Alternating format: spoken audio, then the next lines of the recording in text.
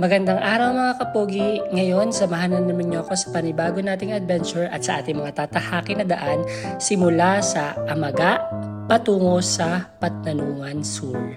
Tara, samahan niyo ako at ako nga pala si Sir Janos at manood kayo at mag-relax sa bawat view na inyong makikita. Alam niyo ba mga kapogi, hindi basta-basta ang pag-drive dahil lalo na dito sa Patnanungan, hindi pa masyadong maganda ang daanan lalo na dun sa aming pinagmulan sa Amaga. Ayan, may angkas nga pala kami dyan mga kapogi. At dahil nga mabuti ang ating puso, sinakay na natin siya mga kapogi. Naalala ko pang nung nag-aaral ako ng high school, nilalakad namin o binabagtas namin ang Amaga patungo sa Patnanungan Sur. Imagine, kung ikay nag-aaral nun, maiisip mo ba na magpatuloy pa sa pag-aaral? Pero hindi, sumuko ako. Dahil ngayon, narating ko na yung aking mga pangarap. Kaya kayo, kahit anong balakid ang dumating sa inyo mga kapogi, diretso lang sa buhay.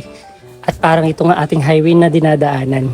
Dire-diretso lang hanggang makuha mo ang dulo at ikay magtagumpay sa buhay. Ang binabagtas nga pala namin diyang daan ay Kabangan patungo sa norte mga kapogi. Dire-diretso lamang at tingnan ninyo ang magandang tanawin at nakakaaliwalas na mga puno. Hindi mo dito alintana ang init ng araw dahil maraming puno at mayabong pa ang mga puno dito sa Patnanungan. Ano pang hinihintay nyo mga kapogi? Bisitahin na ninyo ang isla ng Patnanungan at hindi kayo magsisisi sa magandang tanawin dito.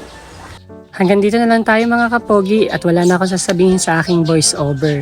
Sana suportahan ninyo ang aking mga vlog at sa mas marami pang biyahe ni Pogi. Hanggang dito na lamang. Kung bago ka sa aking channel, please like, comment, and subscribe. Babu!